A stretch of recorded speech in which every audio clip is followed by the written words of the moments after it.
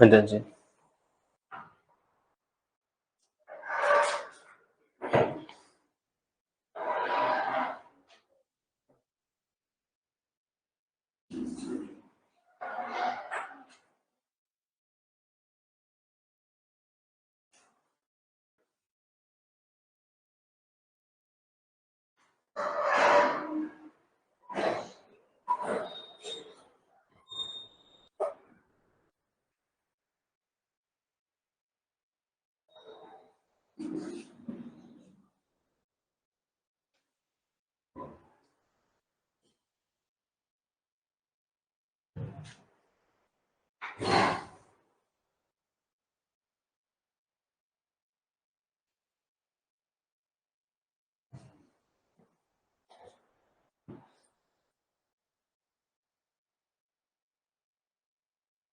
आइए आज का करंट अफेयर स्टार्ट करते हैं।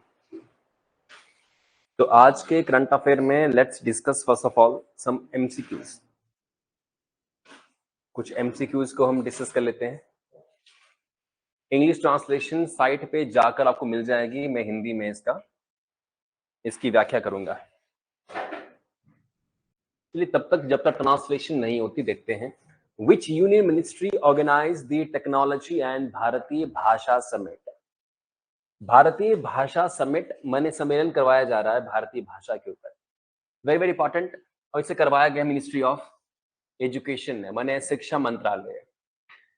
तो हमारे देश में एक मंत्रालय है शिक्षा मंत्रालय, जिसकी ड्यूटी या जिम्मेवारी है एजुकेशन वाली फील्ड में देश को आगे लेके जाना। और साथ साथ में इसका एक और ड्यूटी है कि जो लैंग्वेज है, आर्ट है, कल्चर है, उनको भी प्रमोट करना। यूं तो art and culture ministry different है, पर एजुकेशन से ही संबंध भाषा का होता कि नहीं होता है, एंड दैट इज वाई। तो इसमें जैसे मैंने हिंदी में कहा था करने को, तो किस केंद्रीय मंत्रालय ने प्रौद्योगिकी एवं भारतीय भाषा शिखर सम्मेलन का आयोजन किया? तो शिक्षा मंत्रालय भी। अब 2 दिवसीय ये सम्मेलन हुआ है नई दिल्ली में, और कुछ और बात इसमें नोट करने वाली है ही नहीं। एग्जाम में आ सकता है कि जो सम्मेलन हुआ है कहाँ हुआ है, दिल्ली के अंदर, और कौन से मंत्रालय ने इसे ऑर्गेनाइज करवाया? शिक्षा मंत्रालय, education ministry, ministry of education. ठीक है जी। इसके बाद है नाबार्ड ने बॉम्बे स्टॉक एक्सचेंज पर सोशल बॉन्ड्स को सूचीबद्ध किया है, और जुटाई गई धनराशि का उपयोग किस योजना को पुनर्वित करने के लिए किया जाएगा? देखिए अभी नाबार्ड जानते हैं क्या होता है? नाबार्ड क्या चीज है? नाबार्ड एक शब्द है, कौन जानता है व्हाट इज नाबार्ड? इसने कुछ पैसा इकट्ठा किया है सोशल बॉन्ड को जारी कर कर। तो नाबार्ड की चीज है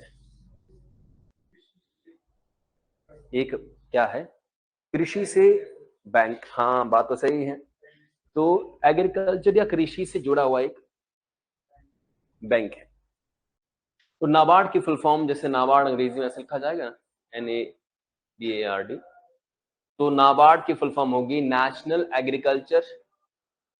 national bank for agriculture. NA से नेशनल, B से bank, for agriculture and rural development, ये इसकी फुल फॉर्म है। तो हमारे देश में एग्रीकल्चर और रूरल डेवलपमेंट के लिए एक स्पेशल बैंक बनाया गया है, और जिस बैंक का नाम है नाबार्ड। बात सही कि नहीं है? तो अब इसने बॉम्बे स्टॉक एक्सचेंज, जो आप जानते हैं BSE बोलते हैं इसको, और इसके जरिए इसने सोशल बॉन्ड को सूचीबद्ध मैंने जारी किया था। और अब सवाल है कि उससे इकट्ठा किया पैसा इस योजना को पुनर्वित, मैंने उस योजना को सीधी सी बात है रेजुविनेट, दोबारा उसको इंप्लीमेंट करने के लिए कह सकते हैं आप। तो किस योजना के लिए? जल जीवन मिशन। 1040 करोड़ रुपए पैसा इकट्ठा किया है और जो है वो इसे जल जीवन मिशन में लगाया जाएगा। जल जीवन मिशन क्या है? जन जन तक शुद्ध पीने का पानी पहुंचाना, हर घर तक पहुंचाना। क्या कोई ऐसा कह सकता है कि उनके गांव में जितने भी घर हैं सभी घरों में पानी के कनेक्शन है? शहरों में नहीं, गांव में कह रहा हूं मैं। कि गांव में सभी घरों में पानी के कनेक्शन लगे या फिर कुछ 1 2 3 परिवार छूट चुके हैं? अभी छोटे हैं ना, ये लग चुके हैं? माने सभी घरों में लग चुके हैं।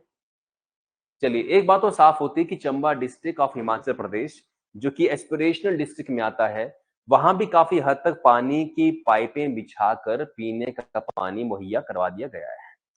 मगर चैलेंज अभी भी ये है कि कुछ ऐसे स्टेट्स भी हैं जहां बहुत बेरोजगारी, बहुत दिक्कतें हैं। मैं बिहार की बात कर रहा हूँ, मैं यूपी की बात कर रहा हूँ, मैं झारखंड की बात कर रहा हूँ, छत्तीसगढ़ की बाबात कर रहा हूँ, इवन मध्य प्रदेश, राजस्थान।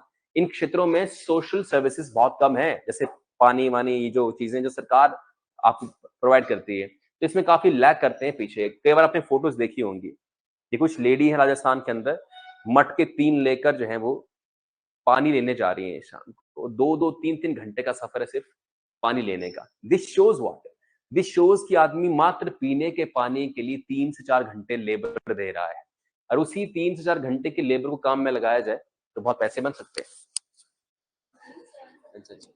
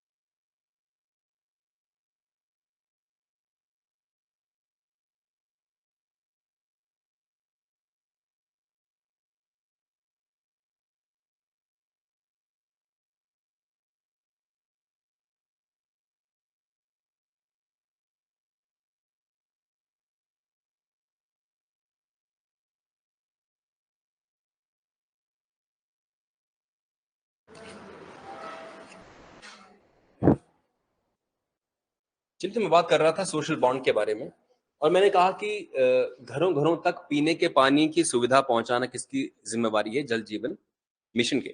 इन मोदी सरकार ने, अगर देखा जाए तो 2014 में आके 2 मिनिस्ट्री नई बनाई थी। 2 मिनिस्ट्री, जल जीवन मंत्रालय और स्किल डेवलपमेंट मिनिस्ट्री, कौशल मंत्रालय। तो इसका पर्पज ये था कि कौशल लोगों को मिले ताकि अनएम्प्लॉयमेंट का सोल्यूशन हो, लोग रोजगार में आए। और पानी की समस्या काफी थी कि लोगों में, कई गांव के अंदर सिर्फ 2 ही घरों में पानी पीने का आ रहा है और बाकी सारे जो लोकल पानी के रिसोर्सेस हैं उनको लेने जा रहे हैं, तो उनकी लेबर वहां वेस्ट होती थी। Is it true not? Rajasthan के अंदर ऐसे जगह हैं जहां पर इतनी बुरी किल्लत है, दिक्कत है पानी पीने की, कि वो लोग 3 से 4 घंटे सिर्फ पानी पीने में ही लगा देते हैं। 3 से 4 घंटे काम करना मीन्स आपकी आधी दिहाड़ी की नहीं है, जिसमें अगर आदमी कोई पेड काम करेगा तो उसे रेवेन्यू आएगा, पर पीने के पानी के लिए मात्र 3 से 4 घंटे देना इज सीरियसली वरिंग। तो इसके लिए इन्होंने ऐसा किया था। इस संस्था ने पूंजी प्रबंधन सुधारों को मंजूरी दी, जिससे अगले 10 वर्षों में $10 अरब का फंड खुल जाएगा। पूंजी प्रबंधन सुधार, पूंजी प्रबंधन सुधार के बारे में अगले 10 वर्ष में $10 अरब का फंड खुल जाएगा। मैंने इंडिया के संदर्भ में कहा गया है, एशियन डेवलपमेंट बैंक बोलते हैं इसको, एडीबी। तो एशियन डेवलपमेंट बैंक ने पूंजी प्रबंधन क्या होता है? Finance management. तो उसने ये कहा अगर आप फाइनेंस मैनेजमेंट प्रॉपर करते हैं तो अगले 10 वर्षों में $10 अरब का मैंने 10 बिलियन डॉलर, सॉरी 10 नहीं, 100 बिलियन डॉलर का फंड जो है वो आ जाएगा। आप अगर कभी खबरें सुनते या पढ़ते हैं तो हिमाचल प्रदेश में कई स्कीम्स के अंदर एशियन डेवलपमेंट बैंक के फंड्स हैं। कई हाइड्रो प्लांट में एशियन डेवलपमेंट बैंक का पैसा लगा हुआ है, क्योंकि हाइड्रो माने पानी से बिजली पैदा करना, और पानी है रिन्यूएबल सोर्स ऑफ एनर्जी। तो वर्ल्ड की डेवलप्ड कंट्रीज चाहती हैं कि डेवलपिंग कंट्रीज लाइक इंडिया अपनी एनर्जी ज्यादातर जो कोयले से आती है उससे शिफ्ट होकर पोल्यूशन लेस रिसोर्सेज की ओर जाएं, which is solar, hydro and wind. इसलिए हाइड्रो के लिए फंडिंग मिलती है। That is Y Himachal Pradesh में हाइड्रो के बहुत सारे प्रोजेक्ट्स लगे हुए हैं और भी लगेंगे, चलते रहेंगे जब तक दोहन इनका समाप्त नहीं होता। दोहन मीन जैसे कि नदी है, तो नदी के एक हेड चाहिए होता है, हेड मीन्स एक हाइट चाहिए, वो हाइट मिलेगी तभी जाके उससे बिजली पैदा कर सकते हैं। अब जैसे आप इस लाइन पे गए हैं चमेरा खैरी, तो आप देखेंगे कि चमेरा में वो हेड है कि जो चमेरा जगह है तलेरू से आगे खैरी उतराई पे है नीचे को, तो वहां एक हाइट मिलती है, तो वहां पर प्रेशर मिलेगा पानी का। फिर इससे पीछे आइए, तो इससे पीछे हाइड्रो प्लांट रावी पे सुनगानी में बना है, और सुनगानी में भी कैसे दो रिवर्स दैट इज बैरास्यून ऊपर से आ रही है, उनको उठा के लाया है। एज इट इज रावी का पानी उठाकर बिजली क्रिएट कौन कर रहा है, दैट इज चमेरा वाला। फिर आप इधर आ जाइए तो इधर भी आप पाएंगे कि जो भरमौर की तरफ नीचे उतराई में हाइट काफी है, तभी तो मणिमहेश के नीचे इलाके जो भी हरसर है या खड़ामुख है, उस साइड पे हाइट है अवेलेबल और रावी का पानी है, तो उस हाइट पे हम बिजली पैदा कर सकते हैं। बस है कि नहीं? अच्छा, तो that is why what shows that कि दुनिया की कंट्रीज या ऑर्गेनाइजेशन चाहती है कि India renewable source of energy में कुछ करे। किरण बालियान ने एशियाई खेलों में 72 वर्षों में भारत के लिए पहला पदक किस खेल में जीता है? मैंने 72 ईयर्स के अंदर हमने पहली बार एक पदक लिया एशियाई खेल के अंदर, और वो अपना में पहला पदक है अपने आप में। शॉर्ट पुट, भारोत्तोलक, गोला फेंक, तलवारबाजी, तैराकी। तो शॉर्ट पुट का मतलब क्या होता मालूम है? What is short put? तो हाँ, मगर इसमें से कौन सा ऑप्शन ठीक है फिर? ऑप्शन बी ना। क्या आपने स्कूल के टाइम पर ऐसा कुछ किया है? फेंका आपने? बढ़िया बात है फिर तो। मगर आपको याद होगा वो गेम बिल्कुल इंटरेस्टिंग नहीं होती है। मैं जब स्कूल में देते ये लोग पागल लोग करके रहे हैं, उड़ के फेंक रहे हैं, राइट? कोई एंटरटेनमेंट नहीं है उसके अंदर, मगर चूंकि ये एक एथलेटिक्स या स्पोर्ट्स का हिस्सा है और इसमें मेडल आना बड़ी बात होती है, तो इसलिए ये एक बड़ी बात बनी है यहाँ पर। फिलहाल ये कुछ बातें आप इसे नोट कर सकते हैं। कितना मीटर लॉन्ग फेंका है? 17.36 मीटर लॉन्ग फेंका इसको।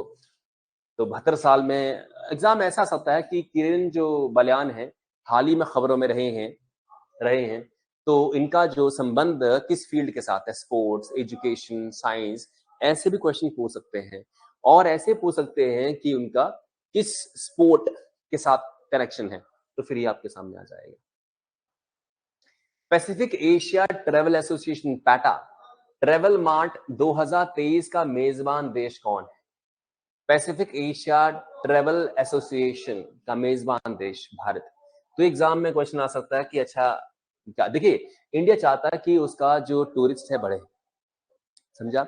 इंडिया चाहता है कि टूरिज्म उसके देश में जो है बढ़े। जब भी कोई समिट या किसी चीज की मेजबानी करनी होती है ना, जैसे मान लो अपने घर में आप होस्टिंग करते हैं, होस्ट करना मीन्स आप लोगों को बुलाते हैं और आप वहां पर जो है उनको ट्रीट करते हैं, तो नेचुरली खर्चा लगेगा ना उसके अंदर, मैनेजमेंट, कुर्सियां, टेबल, टेंट वेंट, ये खाना पीना, तो खर्चे लगते हैं। इंडिया भी खर्च करने जा रहा है, मगर इंडिया ये जानता है कि पर्यटन में बढ़ाव में ही उसका फायदा है। पर्यटन बढ़े, लोग ज्यादा आएंगे, और एक पते की बात क्या है कि कौन सा ऐसा सेक्टर है जिसमें अगर आप पैसा लगाते हैं तो सबसे ज्यादा जॉब क्रिएट होती है? पर्यटन, टूरिज्म। टूरिज्म या पर्यटन एक ऐसा डिपार्टमेंट है जिसमें अगर आप पैसा लगाते हैं तो मैक्सिमम जॉब्स क्रिएट वहां से होती है। क्यों? कि पर्यटन में क्या होता है, कोई भी पर्सन इंडिया आ रहा है तो वो ट्रेन, प्लेन या बसेस में ट्रेवल करेगा, तो ये टूरिज्म से क्या हुआ, ट्रांसपोर्टेशन में इनकम आ गई। फिर वो आदमी कहीं मार्केट में जाएगा, कोई सामान लेगा तो नेचुरली वो जो चीजें ले रहा, जूते, चप्पल या कपड़ा, इन सबको बेनिफिट पहुंचा। इसके बाद वो होटल में कहीं रुकेगा, होटल इंडस्ट्री को बेनिफिट पहुंचा। और इसके साथ साथ में टूरिस्ट गाइड होते हैं, उनको भी रोजगार मिलता है। टैक्सी तो यहाँ वहां जाना वो तो है ही। इट मीन्स टूरिज्म वो सेक्टर है जिसमें अगर कोई इन्वेस्टमेंट करता है इस देश में तो उससे मैक्सिमम जॉब मिलती है। मान लो जैसे मैं घूमने जाऊं या आप घूमने जाएं और हम घूमने जाते हैं, 10,000 रुपए खर्च करके आते हैं, तो हमारे वो 10,000 रुपए मैक्सिमम जॉब्स क्रिएट करते हैं, कि वो पैसा कई जगह डिवाइड होता है। और उसी 10,000 से मैं फोन ले आऊं तो एक ही कंपनी को गया, एक ही सेक्टर को गया। मगर यूं 10,000 रुपए खर्चा करेंगे आप घूमने में तो वो डिफरेंट डिफरेंट फील्ड में डिस्ट्रीब्यूट होगा, तो डिफरेंट डिफरेंट जॉब्स वहां से क्रिएट होती हैं। आइए आगे डिस्कस करते हैं 2023 का साहित्य का नोबेल पुरस्कार। 2023 का साहित्य का नोबेल पुरस्कार। नोबेल पुरस्कार आप जानते हैं सबसे बड़ा पुरस्कार है, सबसे बड़ा पुरस्कार है। और साहित्य मीन्स लिटरेचर, तो लिटरेचर मने राइटिंग, किताबें लिखना। जॉन ओलाव फॉसे, इस व्यक्ति को ये अवार्ड दिया गया है, सम्मान दिया गया है। नॉर्वेजियन माने नॉर्वे से लेखक जॉन ओलाव फासे या फॉसे को उनके अभिनय, नाटकों और गद्य के लिए 2023 में साहित्य के नोबेल पुरस्कार से सम्मानित किया गया, जो मानव अनुभव के अनकहे पहलुओं को आवाज देता है। मानव अनुभव, देखिए ह्यूमन बीइंग डिफरेंट चीजें फील करता है at different point of time. जैसे आप भी आज अगर क्लास में हैं तो आपका 30-40% दिमाग कहीं और कुछ लगा, कहीं किसी चीज में व्यस्त है। That mind is thinking something, और आपको नहीं लगता कि वो जो हम कर रहे हैं उसको, उसका मतलब क्या है, what why we are doing that. मगर कभी कभी कुछ किताबें पढ़ते हुए हमें लगता है कि हम वो जो चीज करते थे वो ये हम कर रहे थे। मैंने आपके अनकहे इमोशंस को एक शब्द मिल जाता है। लोग पोइट्री जब कोई पढ़ता है, शायर या पोइट्री करता है, तो उठ क्यों पढ़ते हैं, वाह वाह वाह वाह, क्योंकि उनके दिल में वो जो चीज जब्त थी ना काफी लंबे टाइम से, वो निकल के बाहर आई एकदम से। इसलिए पोइटिक या जो पोइट्री सुनते हैं, इतना ज्यादातर लोग जो अपने जीवन में एक्सपेरिमेंट्स करते रहते हैं, काफी हार्डवर्क करते रहते हैं, तो उन्होंने काफी इमोशनल फेजेस देखे होते हैं, अप्स एंड डाउन देखे होते हैं। एक मजदूर के सामने शायरी पढ़ेंगे, उसके लिए क्या मैटर करता है, क्योंकि उसकी लाइफ एक ही ट्रैक पे है, ये सीधा राइट। पर जिन्होंने लाइफ में रिस्क लिए होते हैं, उथल पुथल देखी होती है, क्रिटिसिज्म देखा होता है, प्रेज देखी होती है, तो उन लोगों के जीवन में काफी अनकहे इमोशंस दबे रह जाते हैं। उनको फिर आवाज मिलती है किसी एक पोइम से, किसी एक शायरी से। एंड दैट इज व्हाई इनको भी मानव अनुभव के अनकहे पहलुओं को आवाज देने का श्रेय दिया जाता है। ऐसा कहते हैं कि इनका जो लिखावट है, ये जो लिखते हैं सॉरी, उनकी राइटिंग ऐसी है कि एक पर्सन अपने आप में बहुत कुछ बातें जान पाता है जो शायद वो कभी ऑब्जर्व ही नहीं कर पाया, कि मैं ऐसा क्यों हूं, मैं ऐसा सोचता क्यों हूं, मेरे दिमाग में ऐसी बात आती क्यों है, क्या रीजन है। Very very good writer. तो अभिनय नाटकों मीन्स नाटक किए जाते हैं, जानते हैं आप, थिएटर्स होते हैं। एक होता है प्ले, उसे लिखकर लोग पढ़ते हैं। एक होता है प्ले के ऊपर एक्टिंग की जाती है। आप कभी भी नाटक अगर देखते हैं, एक तो टीवी वाला नाटक, इसमें कि वही सास बहू और वो चीज, वो डिफरेंट चीज है। एक नाटक होता है जिसमें कि रियलिस्टिक एक्टिंग की जाती है, थिएटर। तो थिएटर के प्ले बहुत ही क्रिएटिव और बहुत ही ब्यूटीफुल होते हैं।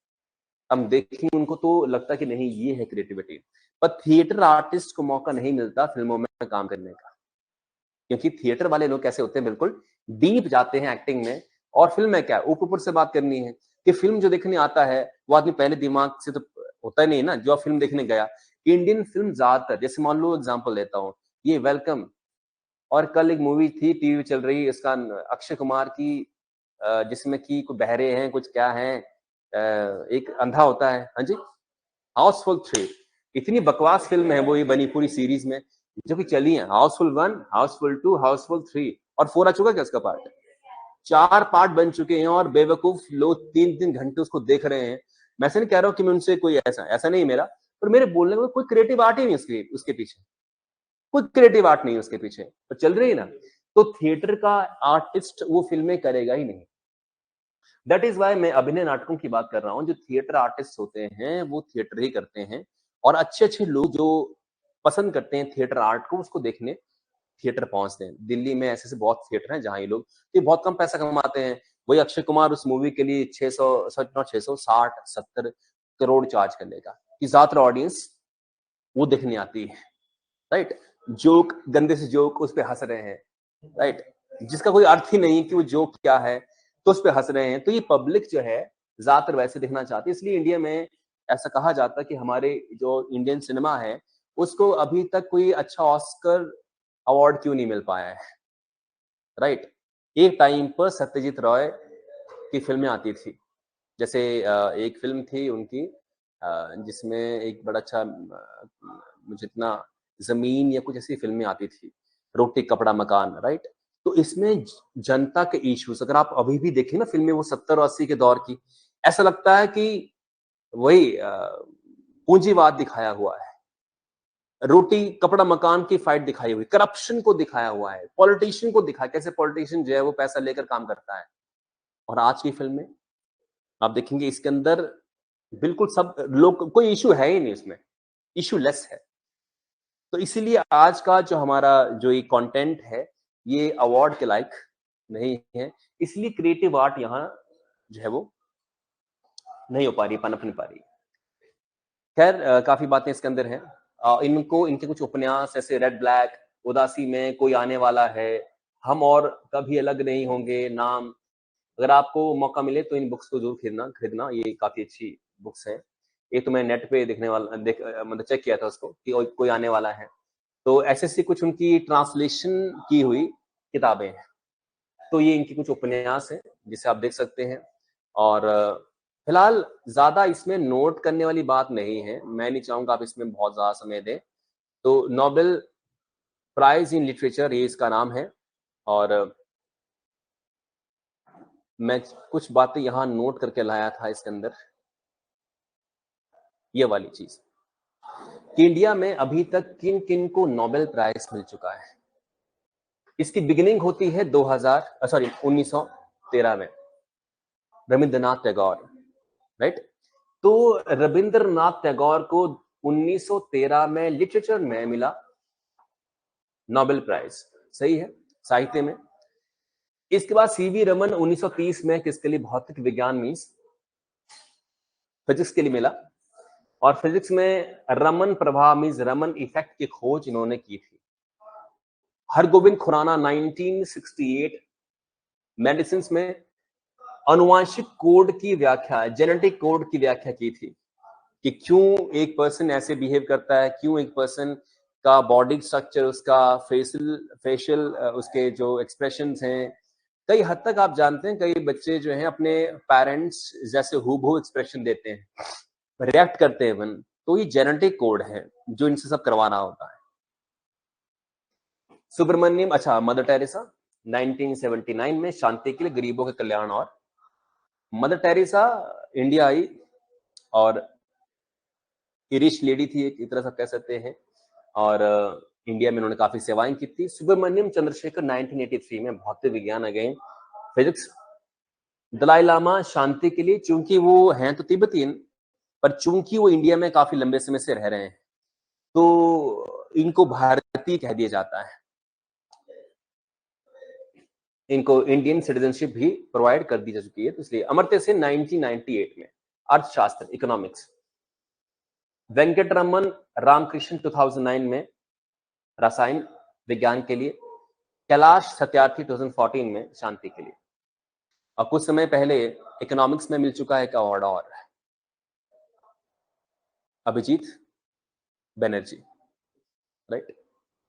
वो मैं नोट करने से रह गया क्योंकि जहां से मुझे कंटेंट मिला वहां पे ये नहीं था तो मिस स्किप हो गया। 2019 में इनको मिला कि 18 में मिला है, कुछ ऐसा ऐसा चेक कर लेना आप लोग कि जो अभिजीत बनर्जी उनको इकोनॉमिक्स में नोबेल प्राइज मिला तो वो वर्ष कौन सा था, 19 का था कि 20 का था, एक बार आप चेक कर लेना।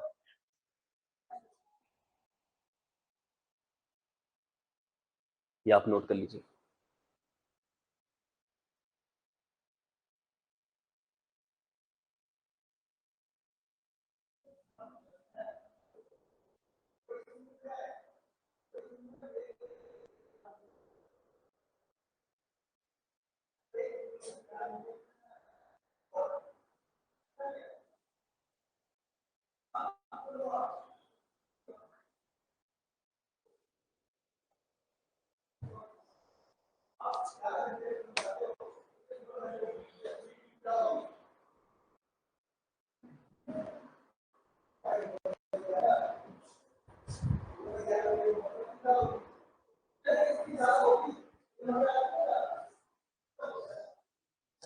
जीआई टैग बसोहली पश्मीना और उधमपुर की कलारी।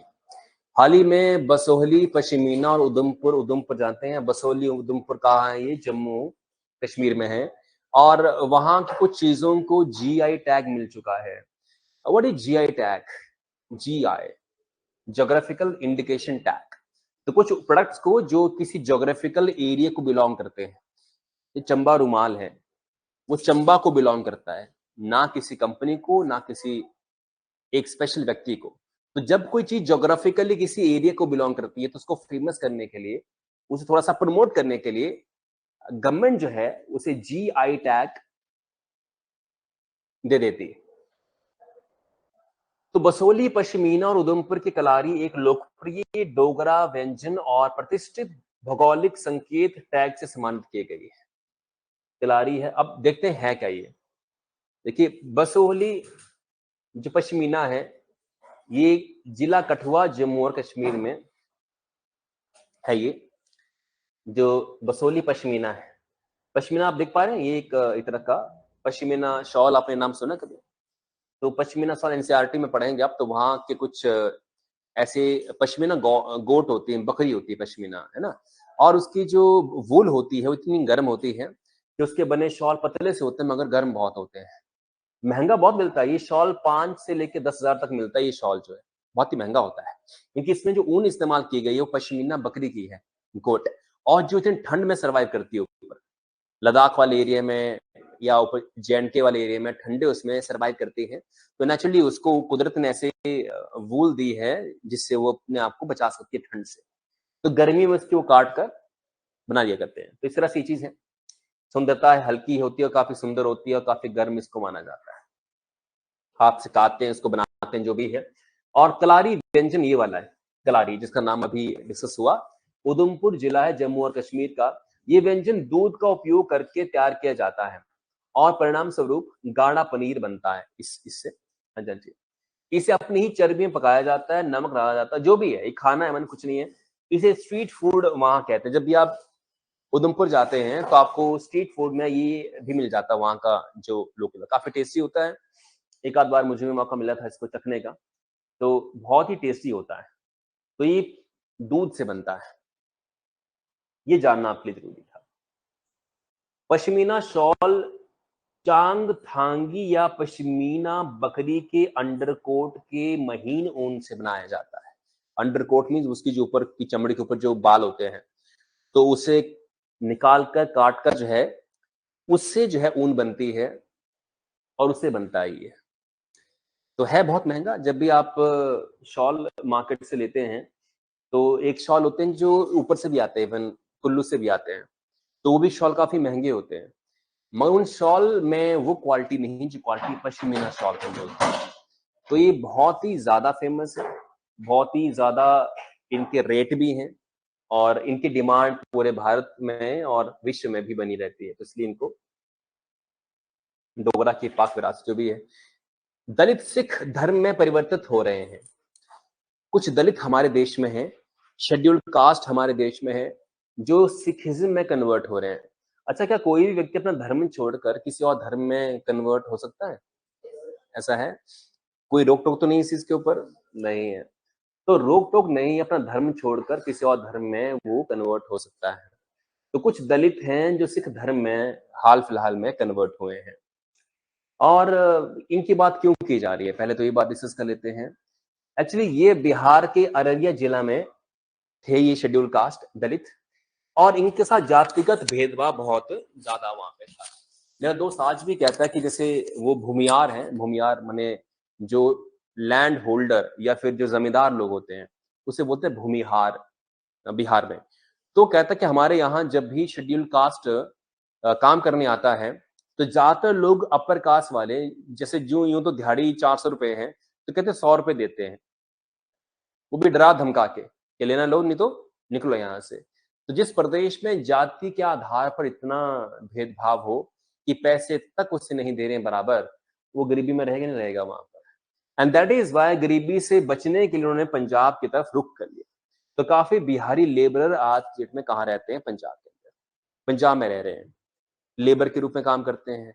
पंजाब में ऐसा नहीं पाएंगे आपकी जाति के नाम पर आपको कम पेमेंट मिल रही है। इवन आप हिमाचल में देखिए, हिमाचल में भी कोई मजदूर बिहारी क्यों नहीं है, वो किसी जाति क्यों ना हो, ये नहीं कि पेमेंट में कोई ऊंच नीच है ना। पॉइंट ये है, वो पंजाब चले गए थे और पंजाब जाकर सिख धर्म में कन्वर्ट हो गए थे। पर जैसे ही वो अपने घर जब जाते हैं अररिया में, बिहार में, तो अब भी उनके साथ डिस्क्रिमिनेशन की जाती है, जबकि वो सिख बन चुके हैं, पगड़ी पहन के जाते हैं, पर फिर भी इवन कई हमारे चंबा और बाकी क्षेत्र में भी ऐसे हैं जो हैं सरदार, पर उनका मूल जाति क्या था, हिंदुइज्म का शेड्यूल कास्ट। तो जाति का शोषण मतलब वो करने के लिए, अपने ऊपर जो हो रहा था खत्म करने के लिए, उन्होंने अपना धर्म चेंज कर लिया। खैर जो भी है, अब ऐसा कहा जा रहा है कि बिहार से काफी पलायन हो रहा है बाकी प्रदेशों में, और बाकी प्रदेश में जाकर अपना धर्म वो चेंज कर रहे हैं। ठीक है जी, और कुछ खास यहाँ नहीं है जानने के लिए। 2023 का शांति का नोबेल पुरस्कार नरगिस मोहम्मदी की बात करेंगे। क्या इंडिया में कोई ऐसा हुआ आज तक शांति के लिए नोबेल पुरस्कार दिया गया हो? कोई हुआ ऐसा इंडिया में? कौन हुआ? Mother Teresa, right. तो मदर टेरेसा को, वैसे वो इंडियन बाय बर्थ नहीं थी, she was naturalised Indian. Neutralise क्या होता है? नेचुरलाइज मतलब एक व्यक्ति जब इंडिया में 14 ईयर काट देता है लगातार, और वो यहाँ का जब नहीं है, तो ऑटोमेटिकली उसके पास ये राइट आ जाता है कि वो भारतीय नागरिकता के लिए अप्लाई कर सकता है।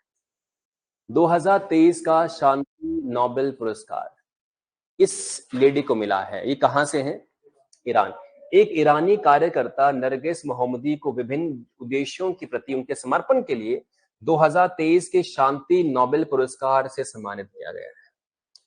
एग्जाम में सीधे नाम पूछेंगे आपसे कि नरगिस मोहम्मदी, एक नाम देखो, अभी तो इजी आपको याद रखना, मगर एक 3-4 महीने बाद या फिर एक साल के बाद या मने 6-8 महीने के बाद आपको यही नाम कंफ्यूजन क्रिएट करेगा। कहीं सुना तो है, पर क्या ये ईरान की कोई मिनिस्टर है, या कोई न्यूजीलैंड के कोई मिनिस्टर है, या कोई कतर की कोई मेयर है, या कोई साइंटिस्ट है? दैट इज वाई आपको प्रॉपर याद रखना इस चीज को।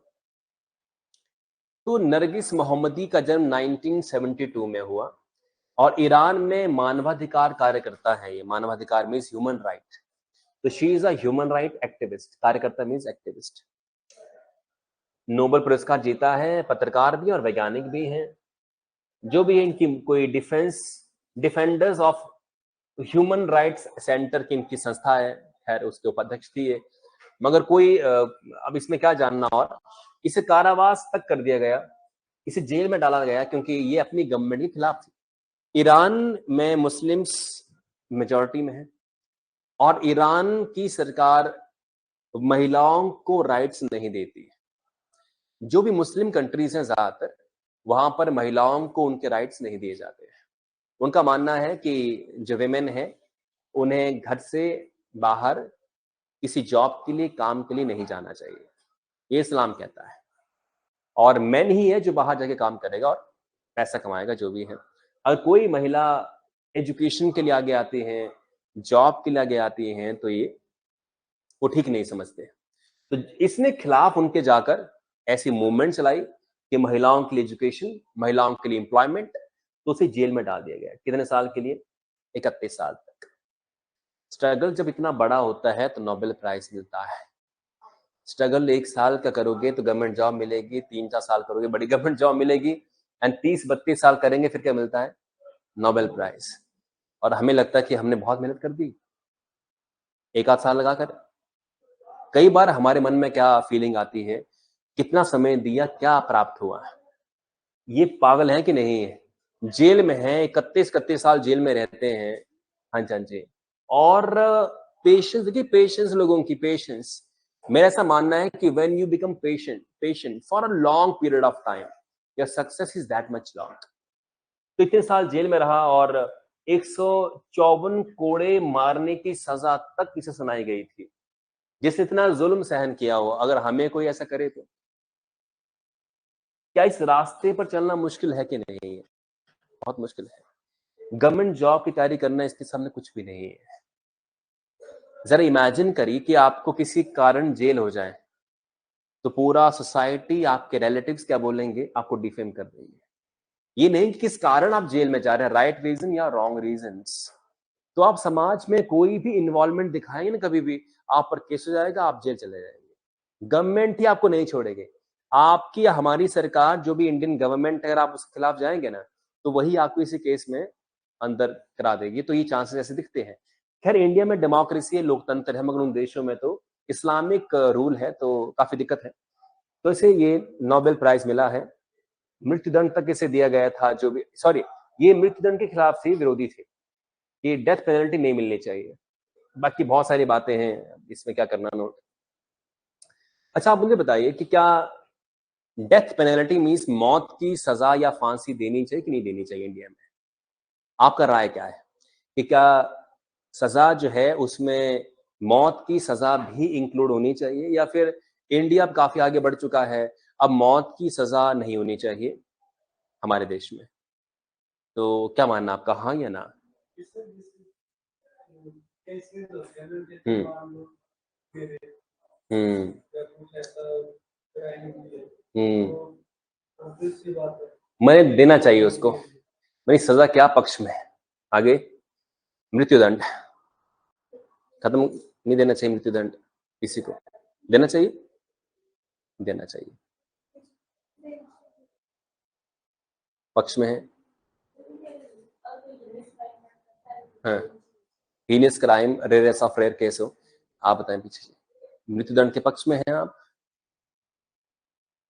मगर ये उसके पक्ष में नहीं थी। She was against death penalty. इसका मानना ये है कि एक ह्यूमन को मौत की सजा देना ठीक कार्य नहीं है। मगर आप सोचिए जरा, क्यों देते हैं मृत्युदंड किसी आदमी को? क्योंकि उस आदमी ने ऐसा कृत्य किया होता है, कार्य किया होता है, जो बहुत ही घिनौना और नफरत करने लायक कृत्य होता है।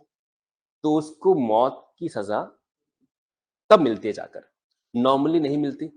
इस आतंकवाद करें तो मिलती है, या गैंग रेप, कोई भी ऐसा, जैसे कई बार ऐसा सिचुएशन हो जाता है जहां पर बहुत ही बदसलूकी से किसी व्यक्ति की हत्या की गई होती है। मान लो एक व्यक्ति को गोली मार दी, सिंपल मर्डर है, मगर आप उसके टांगे काटते हैं, आप उसके हाथ काटते हैं, तो ये सजा कैसी है? बहुत पेनफुल है। ये मौत काफी पेनफुल मौत थी। तो जिसने ऐसा किया उसको सजा अगर मौत की दी जाती है, क्या ये ठीक है? कुछ लोग कहते हैं नहीं नहीं, सरकार को ऐसा नहीं करना चाहिए। वो आदमी बुरा था तो उसके बराबर क्यों बनना है? क्या कोई आपको कभी ये बोलता कि उसने तुझे बोल दिया ऐसा तो उसकी बराबरी कर रही है? बोला किसी का? मैं आपको भी, या तुम, आप कई बार बोलते हैं डिफेंस पॉइंट में कि भाई उसने कहा था तो मैंने ऐसा कह दिया, बोल दिया।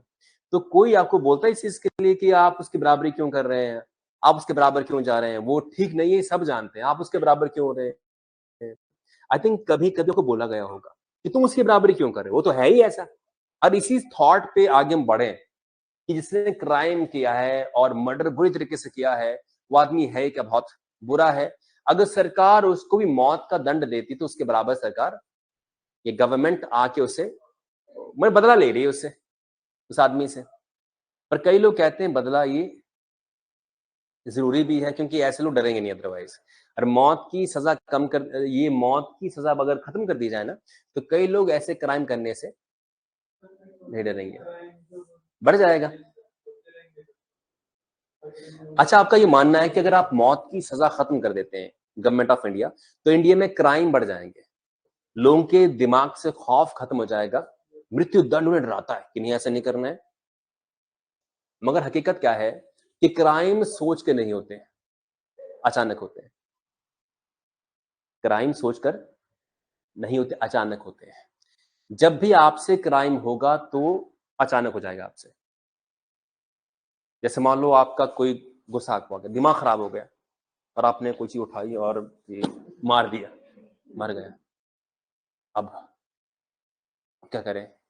तो बचने के लिए आप उसकी बॉडी को एक बोरी में डालकर गाड़ी की डिक्की में रावी में फेंक आएंगे, राइट? पर आप तुरंत नेक्स्ट मोमेंट आपको रियलाइज होगा आपने ठीक नहीं किया, राइट? तो जो मर्डर है कोई फिल्म नहीं चल रही कि प्लानिंग करते हैं 2:02 पे मैं आऊंगा तुझे मार के चला जाऊंगा, कुछ नहीं होता, ये फिल्मों में होता है।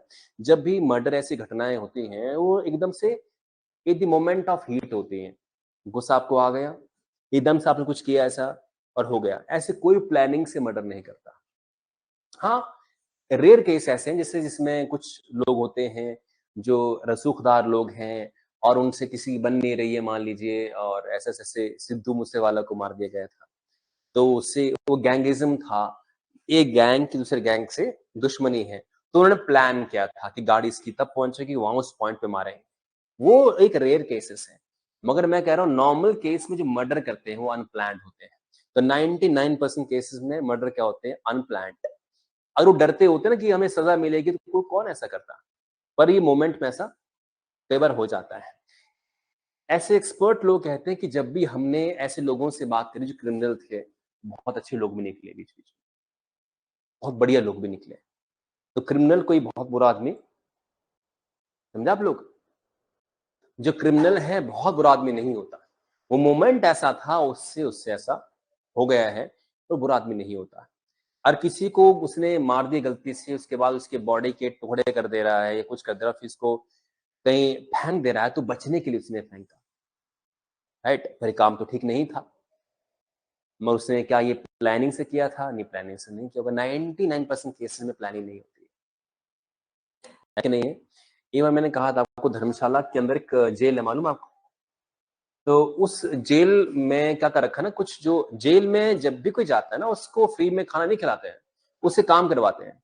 तो कुछ लोगों से गाड़ी धुलवाते हैं, कार वॉशिंग सेंटर है, कुछ से वो ये पेस्ट्री-वेस्ट्री बिकवाते हैं, कुछ से वो ये बाल की कटिंग करवाते हैं। तो एक बार मैं वहाँ था कई साल पहले, अपने फादर के साथ मैं गया था वहाँ पर। तो जो ऊपर बाज़ार में जो शॉपकीपर है ना, जो बाल काटते हैं, तो वहाँ पर ₹100 रेट था उनका, बाल काटने का। और किसी ने मेरे को कहा कि नीचे वहाँ एक शॉप है, वहाँ रेट है ₹50। तो आई थॉट कि 50 इधर 100 वहाँ है, तो मैं वहाँ चला गया। तो बोला कि गेट है, गेट से घुस के अंदर जाना, और मैं जैसा बोला वैसे चला गया अंदर। अंदर मैं लगा बाल कटवाने और ऐसे-ऐसे-ऐसे।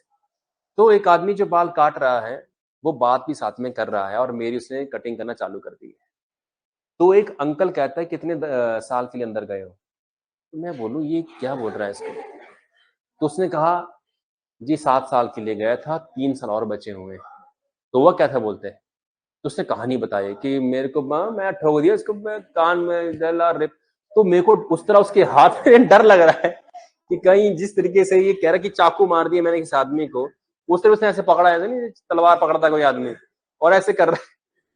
तो कई बार आपके सामने किसी आदमी की इमेज ऐसी बन जाती है कि नहीं ये क्रिमिनल है, तो करके ऐसी ये बातें कर रहा है। और नॉर्मल सिचुएशन में अगर आप देखें तो मर्डर अनप्लान्ड होते हैं, कर दिया, गुस्सा आया, ये हुआ, कर दिया।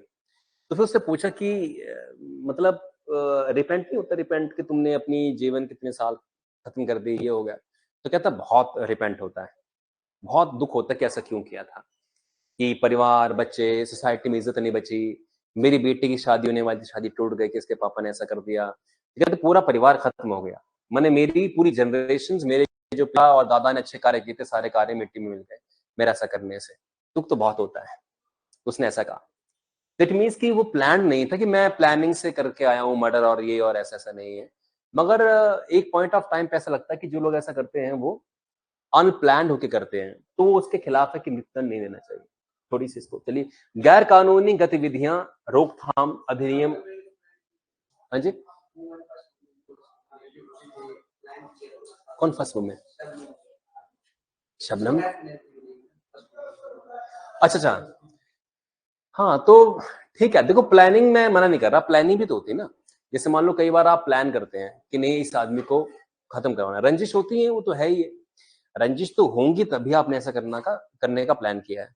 मगर कई दफ़ा कैसे होता है कि आप अनप्लान्ड होते हैं और रेयर केसेज़ में आपने प्लानिंग की होती है, कि नहीं इस आदमी को मारना है, इसने हमसे दुश्मनी की है, ये है। तो उस केस में ऐसा मुमकिन है, ऐसा कर सकते हैं। प्रॉपर्टी के लालच में ऐसा कर देते हैं कई बार लोग। प्रॉपर्टी का लालच था, उसको मरवा दिया। वो प्लान्ड मर्डर था, ऐसा ही मुमकिन है। पर ये 1% केसेज़ है, 99% केसेज़ में एग्रेशन में सडनली गुस्सा आया और ऐसा कर दिया। गैर कानूनी गतिविधियां रोकथाम अधिनियम यूएपीए। What is UAPA? इस अंग्रेजी में कहते हैं अनलॉफुल एक्टिविटीज प्रिवेंशन एक्ट। ठीक है, गैर कानूनी means unlawful activities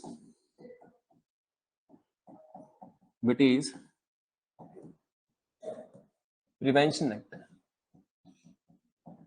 unlawful activities prevention act, गैर कानूनी गतिविधियां रोकथाम अधिनियम यूएपीए कहते हैं इसे। तो अभी हाल फिलहाल में किस पे ये कानून अप्लाई किया गया है?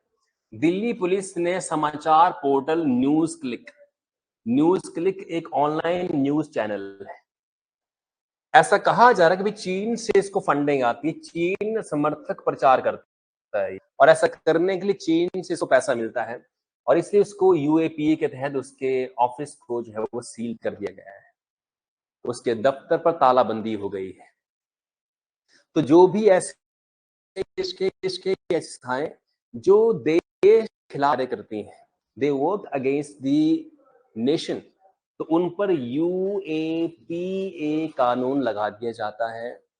और ये कानून बना था 1967 में। इस बारे में कुछ बातें यहाँ लिखी हुई हैं, भाई किस कारण ऐसा होता है। आतंकवादी गतिविधियां हो, देश तोड़ने की बात हो, देश के टुकड़े करने की प्लानिंग हो। इवन कन्हैया कुमार ने, एक पॉलिटिशियन टाइप आप कह सकते हैं, देश कुछ ऐसे नारे लगाए थे, उन्होंने लगाए नहीं थे पर ऐसा इल्जाम था कि इन्होंने लगाए हैं कि भारत तेरे टुकड़े होंगे, और इसी बात पर उन पे यूपीए लग गया था और उन्हें जेल में बंद कर दिया गया था। अब इस कानून से कानून में अच्छी बात क्या और बुरी बात क्या है? अच्छी बात यह है कि आप लगभग 180 डेज तक, अप्रोक्सीमेटली 180 डेज तक एक आदमी को कहां रखेंगे? जेल के अंदर, और तब तक उसको बेल नहीं मिलेगी। अप्रोक्सीमेटली 6 महीने तक उसकी इंटेरोगेशन होगी, उससे पूछताछ की जाएगी। तो ये बहुत लंबा समय है। इस समय तक अगर आप पूछताछ करेंगे तो एक आदमी का टॉर्चर है, सीरियस टॉर्चर, तो 180 डेज तक ऐसा किया जाएगा, बेल नहीं मिल पाएगी। तो ये कानून सख्त भी है, और अगर किसी पर मामूली इल्जाम के कारण आप उसे पकड़ लेते हैं तो नेचुरली उसका जीवन खराब हो सकता है because of that. News click का ऑफिस जो है सील कर दिया गया। अगर ये न्यूज एजेंसी अगर 6 महीने के लिए काम नहीं करती है तो नेचुरली इसका जो रेटिंग है वो गिर जाता है। कोई भी कंपनी करो, मान लो मैं कंपनी बना रहा हूँ और वो कंपनी यूएपीए के तहत जो है सील कर दी जाए, तो नेचुरली अगर कंपनी का माल बिकना 6 महीने के लिए बंद हो जाए तो कंपनी का मार्केट से आउट होना बहुत ही लाजमी है। And that is why UAP का मिसयूज भी बहुत ज्यादा है। कई बार ऐसे मासूम लोग पकड़ लिए जाते हैं जिन्होंने कुछ खास किया नहीं था, पर चूंकि वो गवर्नमेंट को भाते नहीं है, ऐसे कुछ लोग भी ऐसे हैं।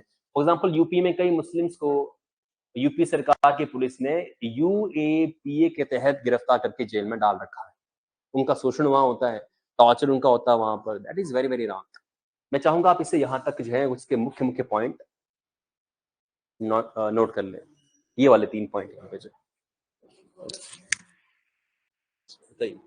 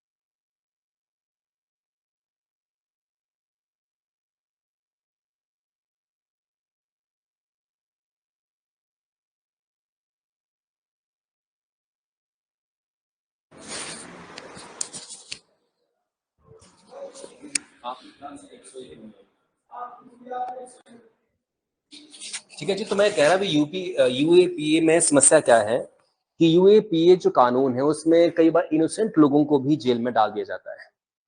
जैसे मान लो आप एक स्पेशली मान लेते हैं आप एक मुस्लिम हैं, तो मुस्लिम पर थोड़ी थोड़ी रिस्क जरूर है इंडिया में। रिस्क ऐसा है कि जैसे मान लो आप यूपी जैसे इलाके में हैं, तो जो मुस्लिम पॉपुलेशन हमारे देश की है 99% अच्छी है। 1% क्या है, मिसलीड हो चुकी है। मिसलीड क्योंकि उनके रहनुमा या उनके जो लीडर हैं वो ऐसा मानते हैं या ऐसा समझते हैं कि उनकी जो प्रीवियस जनरेशन्स हैं उन्होंने भारत पर हुकूमत की है, राइट। तो वो अपने आप को वैसा ही समझते हैं कि लैंड पर उनके प्रीवियस जनरेशन्स ने हुकूमत की थी। और आपको मैं बताऊं तो अगर आप देखेंगे इंडिया के ऊपर लगभग 1001 के बाद शासन किसका चला था, मुस्लिम्स का। और यूरोपियंस ईस्ट इंडिया कंपनी लगभग 1500-1600 में पहुंची यहाँ पर ठीक तरीके से। उससे पहले या इवन 1707 तक तो औरंगजेब भी यहाँ पे जिंदा था। तो लगभग 1750 तक आप कह सकते हैं कि मुस्लिम्स का यहाँ डोमिनेंस था कंप्लीट तरीके से। आजादी के बाद डेमोक्रेसी आई तो सरकार किसकी बनेगी, जो बहुमत में है, जो मेजोरिटी में है। और मेजोरिटी में कौन है, वो हिंदू है। तो मुस्लिम को थोड़ा सा क्या फील होता है, नेग्लेक्टेड, कि हमारे कितने लोग आ पाते हैं एमएलए एमपी बनकर। तो उनके ख्याल में ऐसा भी है कि उन्होंने रूल किया उनकी जनरेशन से और अब उनके साथ कुछ दुष्व्यवहार हो रहा है और उनको मिसगाइड किया जाता है कई बार। अब ऐसे लोग कई बार टेररिज्म में भी क्या रहते हैं, इन्वॉल्व। क्योंकि थोड़ा प्रॉब्लम ये भी है कि मुस्लिम्स का जो धार्मिक ग्रंथ है कुरान, उसको इंटरप्रेट करके कई उलेमा या कई मौलाना कहते हैं कि मुस्लिम्स का धर्म है जिहाद करना, जिहाद करे वो और मुद्दों के लिए लड़े। तो कई मुस्लिम्स आतंकवाद में शामिल होकर लड़ पड़ते हैं अपनी सरकारों से, अपनी फौज से। इसलिए थोड़ी सी इमेज मुस्लिम की क्या है, डाउन है। हमारी हिंदी की फिल्मों में ज्यादातर विलेन का नाम क्या होता है, मुस्लिम। मुस्तफा या ऐसे नाम रखेंगे तो जचता है कि नहीं है। और किसी विलेन का नाम आप रखेंगे, कोई कोई हिंदू नाम रखेंगे तो जचता नहीं उतना। मुस्लिम नाम में उसमें वजन आता है, वजन आता है। एंड दैट इज वाई काफी लंबे समय से नेम सेकिंग हो रही है इन चीजों की। खैर, पीएम उज्ज्वला योजना क्यों चलाई गई थी, क्या था ये। पीएम उज्ज्वला योजना के तहत क्या किया गया था, फ्री या सस्ते गैस के कनेक्शंस दिए गए थे महिलाओं के नाम पर, ताकि जो महिलाएं धुआं रोज इनहेल करती हैं घरों के अंदर, अगर रोटी पकेंगी चूल्हे पे तो लकड़ियां जलेंगी, लकड़ियों से क्या निकलता है, धुआं। और धुआं अच्छा नहीं है, वो धुआं सेहत के लिए बहुत हानिकारक है। ऐसा कहते हैं कि जो व्यक्ति, जो महिला अगर वो जो खाना पकाती है ना लकड़ी से, तो जो वो धुआं लेती है that is equal to smoking 30 cigarettes in a day. 30 cigarettes in a day. और वो 1-2 घंटे खाना पकाती हैं, तो इतना खतरनाक वो धुआं है जो अंदर लिया जाता है। तो बोलने का अर्थ साफ है कि नहीं है कि ये जो धुआं इतना टॉक्सिक है, तो इससे बचाने का उपचार क्या है फिर। तो घरों में वो हटे और गैस सिलेंडर्स आए। तो सरकार ने काफी कोशिश की। अभी हाल ही में 100 रुपए की गैस सिलेंडर सब्सिडी दी गई है। अगर आप पीएम उज्ज्वला योजना के तहत कवर्ड हैं तो आपको जो सिलेंडर भरवाना है दोबारा, उस पर कितनी मिलेगी सब्सिडी, 100 रुपए की सब्सिडी, एलपीजी सब्सिडी। और इसमें काफी और जानकारियां हैं कि क्या है क्या नहीं है। मैं चाहूंगा आप इस एरिया पे फोकस करें। प्रधानमंत्री उज्ज्वला योजना 2016 में शुरू की गई थी। वेरी वेरी इंपॉर्टेंट क्वेश्चन, इससे बड़ा क्वेश्चन आज का नहीं है। जो प्रधानमंत्री उज्ज्वला योजना है 2016 में शुरू की गई थी। अगेन मोटिव क्या था कि महिलाओं और बच्चों को धुएं से मुक्त करना। घर के अंदर कौन बैठता है, और आप नजारा देखेंगे अर्ली मॉर्निंग, महिला खाना बना रही होती है चूल्हे के पास और बच्चे बगल में जो है वो बैठे होते हैं ऑब्जर्विंग। तो धुआं सारे ले रहे हैं फैमिली के लोग, तो नेचुरली सबको दिक्कत हो जाएगी इस तरीके से। हमारे देश में कई महिलाओं को अस्थमा है, दमे की प्रॉब्लम है। रीजन क्या है, ये धुएं वाले चूल्हे पे खाना पकाना। That is very worrisome. कौन से मंत्रालय ने इसको चलाया है, पेट्रोलियम और प्राकृतिक गैस मंत्रालय। इसका उद्देश्य क्या है? ग्रामीण और वंचित परिवारों को एलपीजी जैसा स्वच्छ खाना पकाने का ईंधन उपलब्ध कराना, जो पारंपरिक खाना पकाने के ईंधन जैसे लकड़ी को गोबर के उपले आदि का उपयोग करते हैं। तो कई लोग ऐसे हैं जिस पे खाना पकाते हैं, और आप गांव में अगर आप रहते हैं तो आपको मालूम होगा कि आज भी हमारे गांव में 10% लोग या 10 या 20% लोग अभी भी चूल्हे पे खाना पकाते हैं। कि गैस का सिलेंडर तो मिल गया, पर भरवाना उनके लिए थोड़ा कॉस्टली काम है। गैस का सिलेंडर भरेगा 1100 रुपए में, 1000 रुपए में, 1200 रुपए में, तो इतना पैसा निकालना उनके लिए थोड़ा सा मुश्किल काम तो है। बहरहाल पीएम उज्ज्वला योजना के अंदर एससी एसटी जो पिछड़ा वर्ग, इन पे ज्यादातर फोकस किया गया है। अच्छा, आपसे पूछूं मैं कि गैस कनेक्शन किसके नाम पर मिल रहा है? हाँ जी, विमेन के नाम पर, विमेन के नाम पर, ताकि जो सब्सिडी का पैसा कहाँ पहुंचे? सीधे सब्सिडी का पैसा खाते में आता है, ना कि आपको। पहले क्या था कि सस्ता सिलेंडर मिलता था, सरकार कंपनियों को सब्सिडी देकर आपको सस्ता पहुंचवाती थी सिलेंडर, मगर अब वो पैसा कंपनियों को नहीं, आपको मिलता है। आप 1000-1200 रुपए दो सिलेंडर का, और आपके खाते में वही 200-250 जो भी सब्सिडी है डाल दी जाएगी। तो ये बेटर सिस्टम है, क्योंकि यूं तो अगर कंपनियों को पैसा दिया तो कहीं ब्लैक सिलेंडर कोई और ही ले जाएगा। ऐसे मान लो आपने सिलेंडर लिया ही नहीं जिसको ये देना था, तो वहां से सिलेंडर आ चुका है आपके लिए, आपने उसको लिया नहीं, तो फिर वही सस्ता सिलेंडर ये ढाबे वाले, ये रेस्टोरेंट वाले लेते थे, और सरकार का पैसा वो ले लेते थे, यूज कर लेते थे। बस है कि नहीं? उज्ज्वला 2.0 ये 2021 और 22 के बजट में शुरू की गई थी, उसका दूसरा चरण। और इसमें तो और भी फायदे हैं कि इवन हॉट प्लेट और स्टोव भी सरकार दे रही है। पहले था सिलेंडर मिलेगा, अब क्या स्टोव भी साथ में दिया जाएगा। तो कोई भी पात्र व्यक्ति जो कि उस कैटेगरी में आते हैं, गरीब फैमिली में आते हैं, तो वो इस योजना के तहत जो है वो सिलेंडर तो लेंगे, साथ साथ में स्टोव भी इनको फ्री में मिलेगा। ठीक है जी, तो आज इतना ही। कल हम करंट अफेयर कुछ और डिस्कस करेंगे।